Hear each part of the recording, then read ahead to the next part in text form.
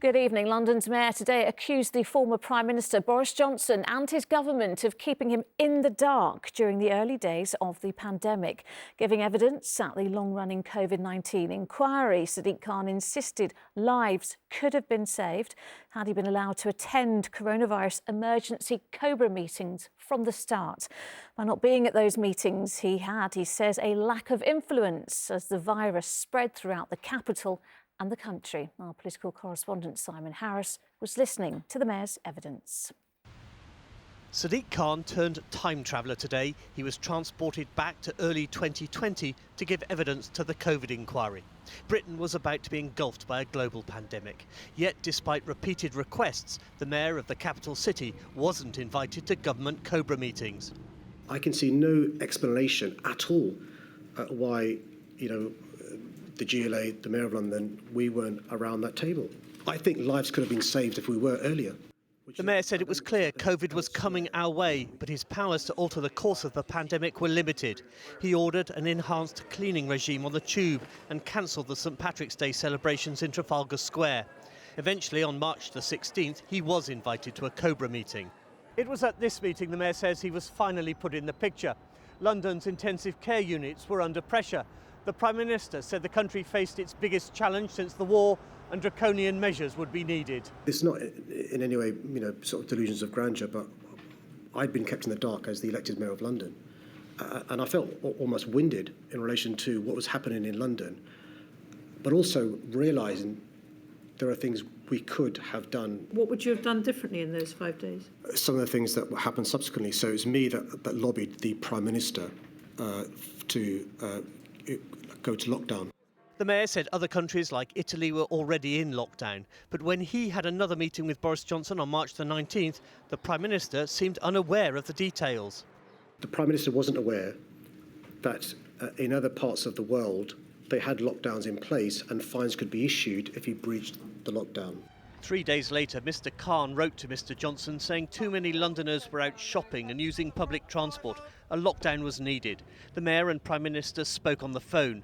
The inquiry barrister read from notes made by one of Mr Khan's aides. Mr Johnson is saying we don't want to cripple the economy. Had we got a grip of the virus earlier and had an earlier lockdown, in my view, it had been shorter and had less of an impact on the economy. The following day, the Prime Minister made his historic address from Downing Street. You must stay at home. But that didn't end the rows between City Hall and Downing Street. Over the coming months, there were differences of opinion over mask wearing on public transport and the timing of the later lockdowns. Well, Simon, a lot said there by Sadiq Khan, but I think what's really telling about his evidence is the relationship between City Hall and Downing Street.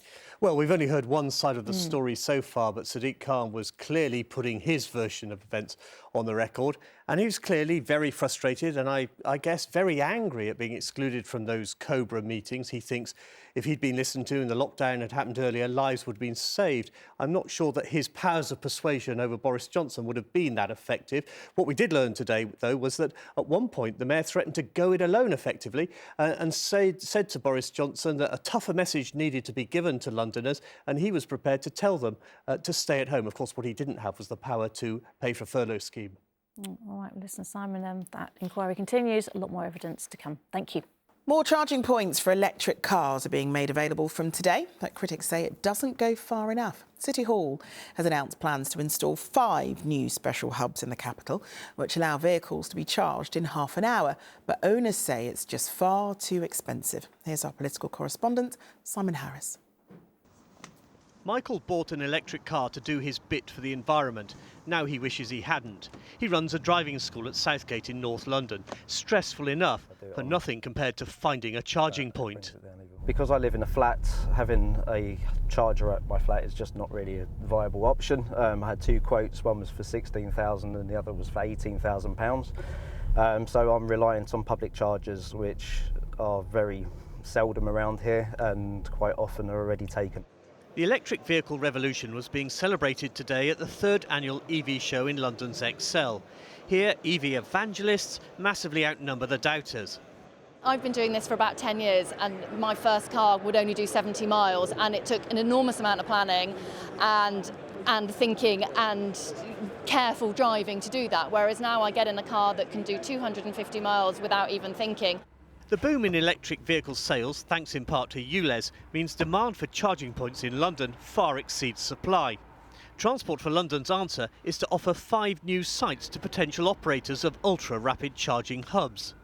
If you think about any technological revolution, for example, the introduction of the motor car itself, of course, in those early days, infrastructure was very threadbare, and that's why it's important that the private and public sector work together to enable that infrastructure to be in place, because people want to make the switch. There are now more than 18,000 electric vehicle charging points in London. The average cost of charging a medium-sized car at home is £17, but that jumps to £40 at some of London's rapid charging points. The prices reflect the high cost of installing new chargers. The charging point needs to be approved by the local council. And then there's the challenge of getting a powerful enough electricity supply.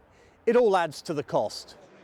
The financial and logistical challenges have made some charge point operators think twice about investing in London. We tendered in for a couple of tenders, but we've pulled out of a couple of tenders because we know that the delivery of the power in London, the delivery of the scale that they're looking to achieve in there, is just not working. It's just not achievable.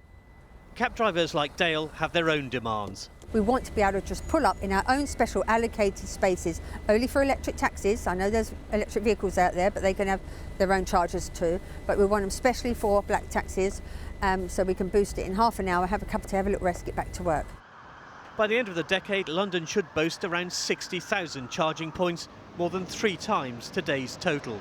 Simon Harris, ITV News, Southgate. Next, there's been no love lost on London's roads between black cabbies and Uber drivers. Now bosses at the minicab app hope a new partnership will change all that. Uber are offering cabbies 6 months free commission to sign up with them. It'll mean people can book black cabs through the app, but the body representing black cabs has called the move a last-ditch attempt to boost Uber's business. As our political correspondent Simon Harris reports, there was little support for the idea at the taxi ranks. It seems an unlikely marriage, London's cabbies joining forces with the app they most hate, Uber. And it was certainly news to the biggest taxi drivers' union. But Uber believes cabbies will be queuing up to join. From the new year, passengers in London are going to be able to call a black cab on their Uber app. And specifically from this morning, cab drivers are going to be able to sign up to drive on the Uber app. We see Uber's brand as tarnished, as not one of safety, not one of something. It's not something we would want to be associated with. I'd say give it a go. We're fully regulated by Transport for London. We have a lot of respect for black cab drivers and private hire drivers. Come and join. Uber can launch it if they want, but they won't be getting any taxi drivers. I've yet to speak to a cab driver who thinks it's a good idea. He obviously hasn't spoken to Hamid, a cabbie for 8 years and one of Uber's first recruits. I see Uber as a technology app that connects drivers to the passengers and makes it easy for the public to book their rides. Hamid was especially taken by Uber's financial incentive. Cabbies won't pay the app any commission in the first 6 months. But Howard, a taxi driver for almost 40 years, isn't impressed. When they first came to London, they heavily discounted the fares to lure the public in. They're trying to do the same thing with taxi drivers now, and I think I'm a bit long in the tooth to fall for those sort of tricks. The bad blood between Uber and black cab drivers goes back almost a decade. When the app arrived in London, there were protests, with cabbies bringing the streets to a standstill. Now Uber wants them on board. Uber isn't saying how many cabbies it needs to sign up to make the scheme work. But on the evidence of a quick straw poll here, it might struggle. It's like being a turkey and supporting Christmas. I'm sorry. They're not having none of us. You wouldn't join? Oh, you're joking. I don't think none of these boys would either. I'll be very surprised if they get 5 drivers. It just won't work. Everyone knows what Uber are about in London. No chance. So, an end to hostilities between Uber and the taxi trade? Don't bet on it. Simon Harris, ITV News, King's Cross. Now, earlier this year, the serial killer Levi Belfield confessed to another murder, that of Elizabeth Chow, a computer science student who went missing in Ealing in 1999. He also told police that he buried her body in a nature reserve. Elizabeth's family say they are shocked and disappointed at the Met's decision not to search the area because they don't believe Belfield's claims. Here's our political correspondent, Simon Harris. Yeah. It's almost 25 years since family and friends of Elizabeth Chow appealed to the public for help to try to find her. The 19-year-old disappeared after leaving home in Ealing in April 1999 to go to a university lecture. Her younger sister spoke for the family. The family is strong, but my mother is frantic with worry, but we are close, we are a strong family. Her family have long wondered if Elizabeth was another victim of the serial killer Levi Belfield. He seemed to confirm their suspicions when he confessed to her murder from his prison cell. He gave police a map showing where he said her body was buried, believed to be the Kempton Nature Reserve in Feltham. It's a former reservoir which has been transformed into a 50-acre wetland. But now senior detectives have said they won't excavate the site. Scotland Yard said it understood that this was a very difficult time for Elizabeth Chow's family. But all relevant lines of inquiry had been exhausted and a decision has been taken to close the investigation. The Met added, as a result of these inquiries, a number of inconsistencies and discrepancies have been uncovered which lead us to believe the confession is false and this individual is not connected to Elizabeth's disappearance. The problem with Belfield is that he uses his time in prison, serving his whole life sentences, to make mischief. And he tries to make mischief now by making spurious and false claims to have committed crimes. The odd thing is he rarely admits the actual crimes he did commit and that he's in prison for. In March 2002, Belfield murdered Millie Dowler, a 13-year-old he abducted as she walked home from school in Walton-on-Thames. A year later, he murdered Marcia MacDonald in Richmond. She was 19. And in 2004, Amélie Delagrange, a 22-year-old French student, was another of his victims, killed on Twickenham Green.